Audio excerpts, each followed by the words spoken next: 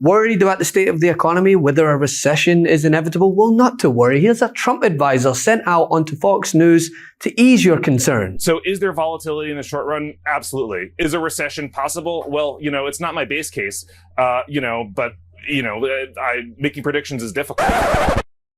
Feel better? 90 deals in 90 days. That's at least what we were hoping for. Well, right now, we're just hoping for some big deals, and it's down to 83 days. And, well, the more this clock ticks down, the more trade and economic uncertainty will continue to tick higher. It's not been the best of days for Trump regarding the economy. I mean, first, there was news from the Federal Reserve as Chair Jerome Powell said that Trump's economic policy has left them in, quote, uncharted waters. Powell made these remarks at an event hosted by the Economic Club of Chicago, offering the starkest warning yet on potential economic consequences from Trump's tariffs. The new administration is in the process of implementing substantial policy changes in 4 distinct areas: trade, immigration, fiscal policy, and regulation.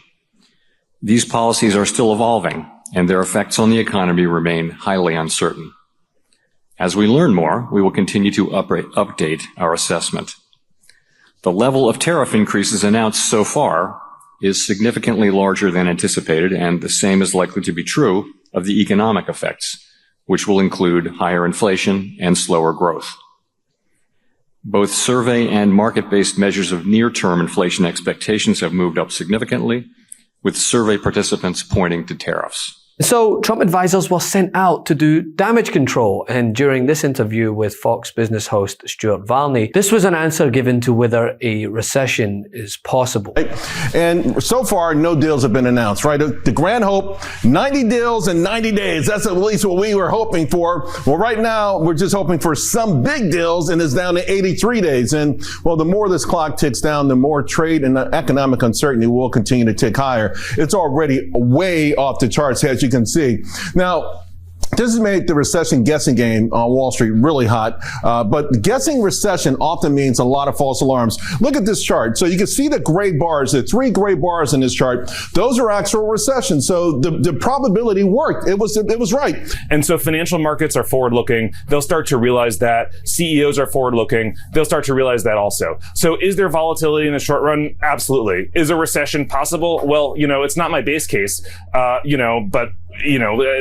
making predictions is difficult for anyone. If that doesn't give you confidence, nothing will. Now, this all comes, of course, after Trump himself went on Fox News romanticizing a time period where tuberculosis and tariffs were all the rage. El income tax? You're the only one that's asked me that.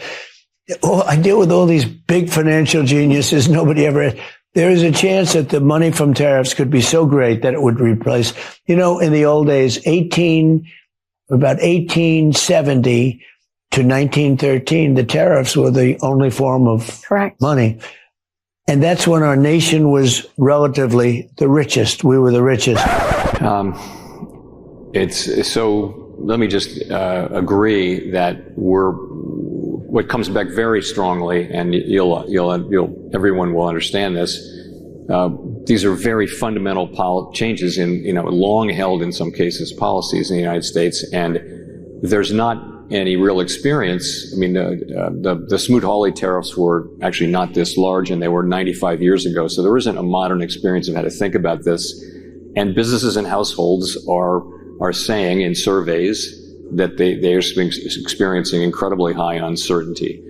There's a lot of research, some of it from the Fed, showing that does lead to businesses and households stepping back from decisions, which of course makes common sense.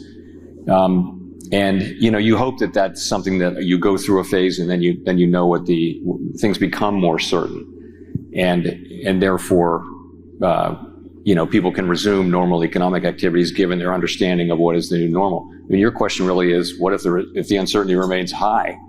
I think that's a difficult environment. I think people's expected rates of return would have to be higher. I think people that would weigh on, to me, investment just in general. If the United States were to become a jurisdiction where risks are just structurally higher going forward, that would make us less less attractive as a jurisdiction. We don't know that at this point, but I think that would be the effect. But no amount of spinning or verbal gymnastics can dispute facts. And it's clear not only is the stock market in turmoil, prices up, inflation up, we are barreling towards a recession because of Trump's policies. And the American people have lost complete confidence in his ability to handle said economy. It's Trump's net approval rating. Look at this. It's a huge slide in it. In early February, it was plus 6 points. Then you go to late February, plus 2 points. Then you go to March, it's even. And look at this massive jump from late March to now, minus 6 points. That's a 6-point drop in less than a month. And why is that occurring? It is because of the tariff war. The voters are punishing Donald Trump in one of his best polls, which now even that best poll is a negative poll for Donald Trump. No amount of passing the buck back to Biden is going to regain that trust either. Trump has repeatedly blamed former President Joe Biden for leaving what he believes is a, quote, horrible economic situation. However, according to a new CBS News and YouGov poll, 54% of adults said that Trump's policies are responsible for the state of the economy, while just 21% said it was Biden. And Americans also think the economy is getting worse under Trump, with 53% of respondents saying so. Of course, Joe Biden was the last president. Donald Trump is the current president. Donald Trump wants to say, don't blame me if you're upset with the state of the economy. Blame the other guy. I don't think Americans are buying what he's selling at this particular point, at least anymore. More responsible for the economic state. They asked about inflation back in March. Look at this. 38% said Joe Biden. 34% said Donald Trump. But look at where we are this month when they asked about the general state of the economy. Look at how much higher the Trump number is. 54%. The Joe Biden percentage drops through the floor at 21%. So this idea that Donald Trump will try to sell to the American public, is trying to sell to the American public, is that it's the other guy. It's not me. It's that other guy, that old guy, Joe Biden.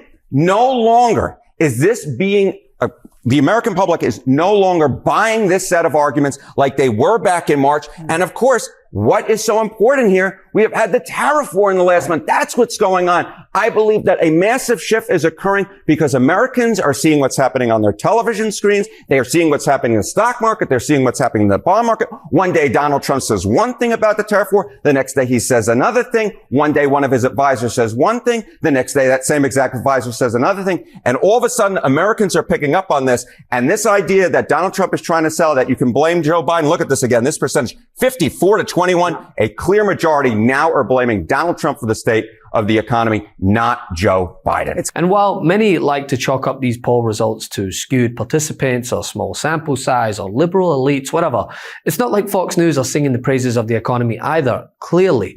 But to your point, Americans back the concept of a more level, fair trading field, but the execution of this, and I wanted to ask Daniel about this, the execution has been a morass. It's been an absolute chaotic mess so far, and the American people really haven't felt the pain of that yet.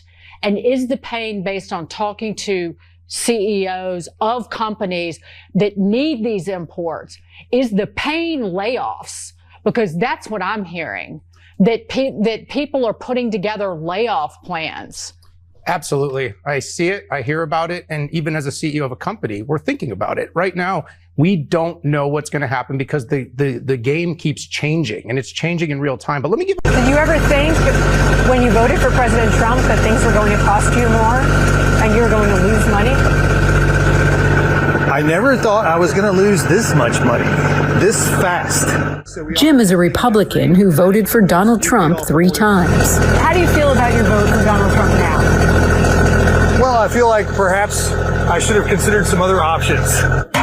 So the uncertainty that it exudes from this administration with their on-off again tariffs, offering exemptions to some and none to others, it's clear as day when asked point blank, are we heading towards a recession? And these are the type of answers that the American people are given and expected to swallow.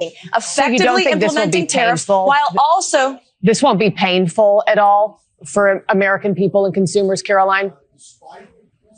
It's going to be, there's not going to be any pain for American-owned companies and American workers because their jobs are going to come back home. And again, as for prices, President Trump is working on tax cuts to put more money back into the pockets of Americans. He's working on...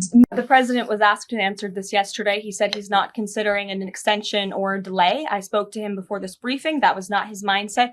He expects that these tariffs are going to go into effect. And there will be a 90-day pause on the reciprocal tariffs as these negotiations are ongoing, and the tariff level will be brought down to a universal 10% tariff. Many of you in the media clearly missed the art of the deal. You clearly failed to see what President Trump is doing here. Can't get enough Meidas? Check out the Meidas Plus Substack for ad-free articles, reports, podcasts, daily recaps from Ron Filipkowski, and more. Sign up for free now at MeidasPlus.com.